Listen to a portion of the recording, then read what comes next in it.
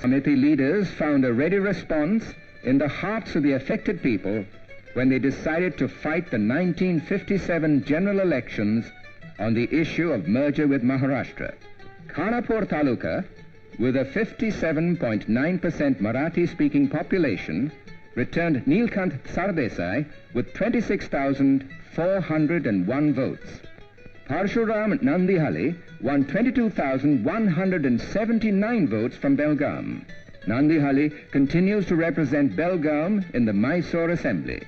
In the very first general elections after the state's reorganization, B.R. Suthankar was returned to the Mysore Assembly from Belgaum on the Samiti's ticket. B.P. Kadam was returned from Karwar. In the border areas of Nipani, Palki and Hulsur, the Maharashtra Ekikaran Samiti also defeated the candidates of the ruling Congress party in Mysore, although it was ruling. This verdict of the people was the most convincing answer to Mr. Nijalingappa, who said earlier that he doubted whether the people of the Marathi-speaking areas wanted to go to the erstwhile Bombay state. In 1958, people from the border areas joined the Mammoth Morcha that demonstrated outside Parliament and reasserted the demand for unification.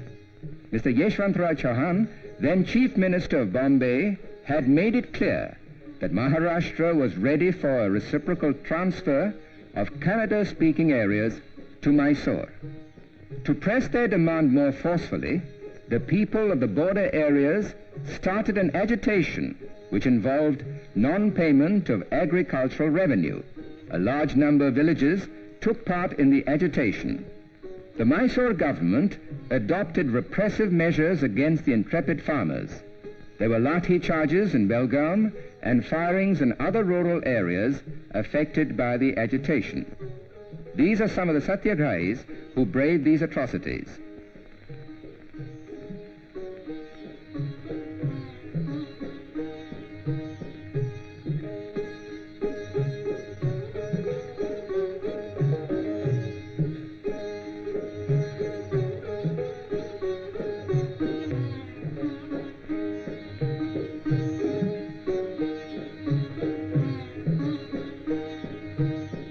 Here you see Lakshmibai Nagappa Hosur, whose husband was killed in the firing at Yellore, following the non-payment of revenue.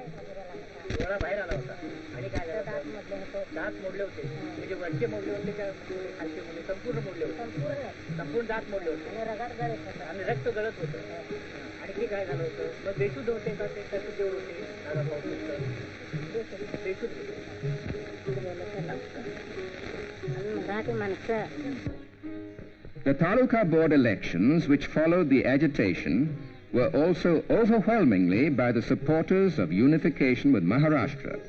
When in November 1964 Prime Minister Lal Bahadur Shastri visited Bombay, he said to the leaders of the border areas, "When you have waited for 8 long years, I would request you to wait for only 8 months more."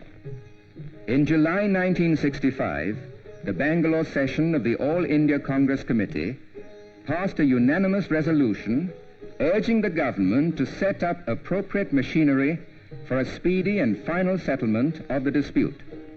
At the Bombay AICC session in 1966, Prime Minister Indira Gandhi persuaded Senapati Bapat to give up his fast unto death. He was assured that a commission would be set up to go into the border dispute between Maharashtra and Mysore.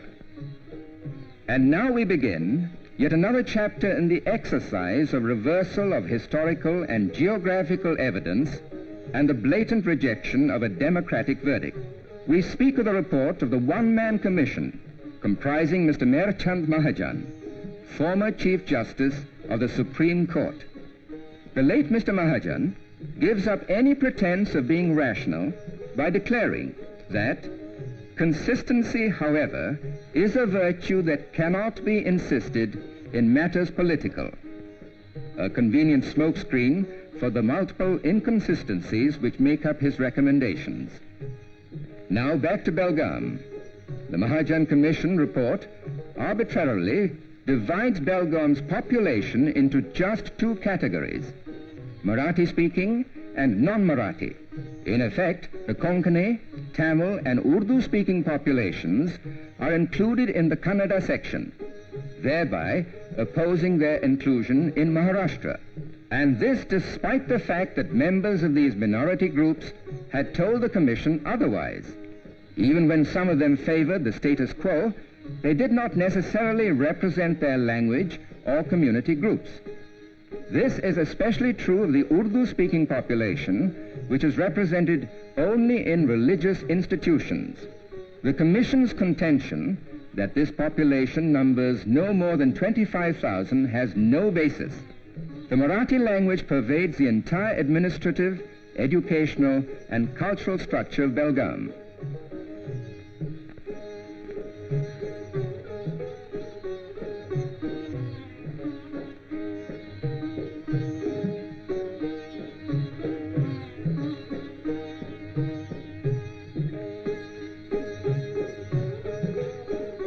As early as 1926, the Belgaum municipality passed a resolution suggesting that the minutes of the proceedings of the General Committee be kept in Marathi and English.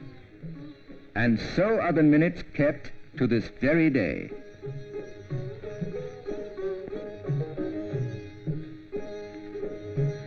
Here you see circulars of the Belgaum Municipal Servants Cooperative Credit Society. They are in Marathi. Here is an octroi department form in Marathi. This railway overbridge signboard is in Marathi and English. Here is a popular theatre for Marathi plays.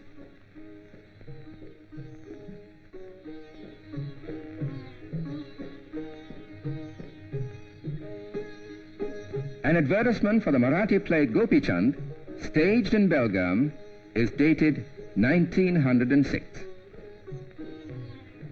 These cinema hoardings are in Marathi and Hindi. The signboard of the Belgaum Pioneer Urban Cooperative Bank is in Marathi.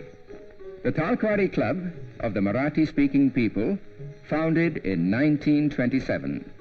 On the walls of the Neminath Digambar Jain Mandir, you see inscriptions in Marathi. Strongly rooted linguistic tradition brings all religions together, and the language used is Marathi. Lettering in Marathi and English graces the Belgaum Municipality Bridge, built in 1890. We can go back still further. Here's a page from Karnatak Mitra, a Marathi weekly published from Belgaum in 1867. The balance sheet and report of the Belgaum Muslim Cooperative Bank is printed in Marathi, not in Urdu or Kannada. In the face of all this incontrovertible evidence, the Mahajan Commission perversely recommends that Belgaum city should be retained in Mysore state. Not only that, but even the 7 Marathi-speaking villages should also be joined to Belgaum to make way for the city's expansion. The shaded areas in the map show the surrounding villages of Belgaum Rural, Madhavpur, Angol, Vadgaon, Dhamne, Mazgaon, and Pirnawadi, which includes Chaitanmal. We now move on to Khanapur Taluka. Out of the 206 villages, with 80.6% Marathi-speaking population claimed by Maharashtra, Mr. Mahajan hands over 50 villages to Mysore, despite the Marathi-speaking population of these 50 villages being 86.3%. He argues that, along with 54 Kannada majority villages, these 50 villages make a compact area. Actually, these two respective groups of Kannada and Marathi villages form 2 wings or 2 tracts on either side of the taluka. They are separated by 152 villages recommended for inclusion in Maharashtra. One can decide for oneself whether these 50 Marathi-speaking villages form a compact block with the 152 Marathi-speaking villages recommended for transfer to Maharashtra, or with the 54 Kannada villages not claimed by Maharashtra. Gharli, the village which joins these 2 divisions, is a 100% Marathi-speaking village. Mr. Mahajan also calls these 50 Marathi-speaking villages small population villages in forest areas. disregarding principles of linguistic homogeneity, he goes on to declare that it is not the purpose of this commission to transfer forest areas from one state to another, as if human beings are less important